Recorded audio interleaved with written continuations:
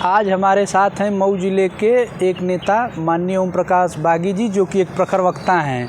पिछले दिनों मुलाकात में इनसे चर्चा हुई थी प्रोफेसर डॉक्टर अनिल कुमार यादव जी की, जो ज़मीन अवैध कब्जा की है घोसी के सांसद राजीव राय ने।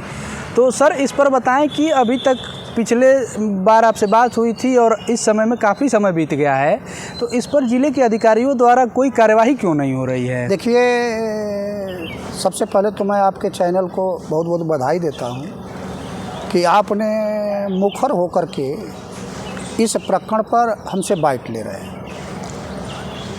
इस ज़मीन में सबसे बड़ा जो मामला है वह पूरी तौर से तीकड़ी बन गई है।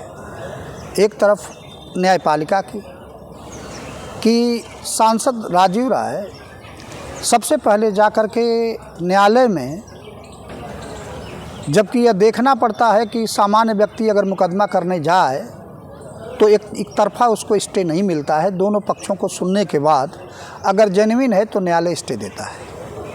लेकिन उनके इस प्रकरण में सबसे पहले जाकर के कोर्ट से स्थगन आदेश लिया गया। दूसरा ये मामला है कि कोई भी व्यक्ति अगर नगरपालिका के अंदर कोई निर्माण करता है तो सबसे पहले जाता है, उसका नक्शा बनवाता है और एसडीएम कार्यालय से वह सारा अभिलेख ले जाकर के उसको दिया जाता है, प्रमाण पत्र जो ना कि यह ज़मीन हमारी है और हमको आने जाने का रास्ता यह है।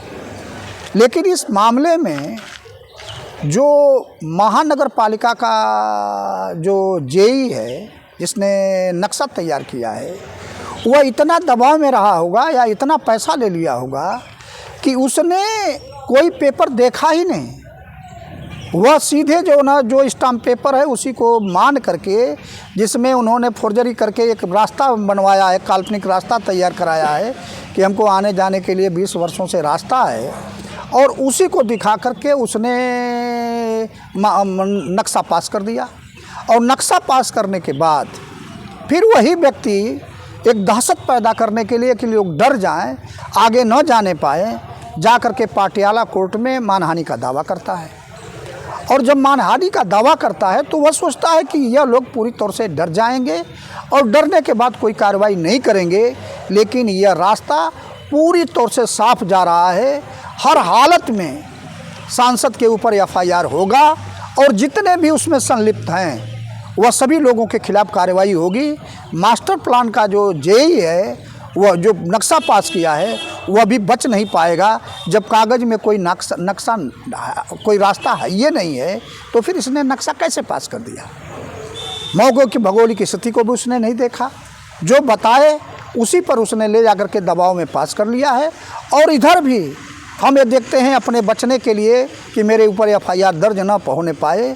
एक दिन मुझे बड़ा हास्यास्पद लगा कि एक चोर को डांट रहा है कि एसडीएम से कह रहा है कि यह एसडीएम यह तमाम मुकदमे में पैसा लेता है, यह तमाम लेखपालों से जो न धन की वसूली करता है, तमाम जो न जा रहे हैं लेखपाल नापने के लिए उसमें जनता से अवैध वसूली कर रहे हैं। मैं तो यह कहना चाहूँगा कि चोर को डांट रहा है। यह हालत है इस ज़िले में। और निश्चित हम आपके चैनल के माध्यम से यह बताना चाहेंगे कि यह कार्रवाई होगी, कोई भी व्यक्ति इसको रोक नहीं पाएगा।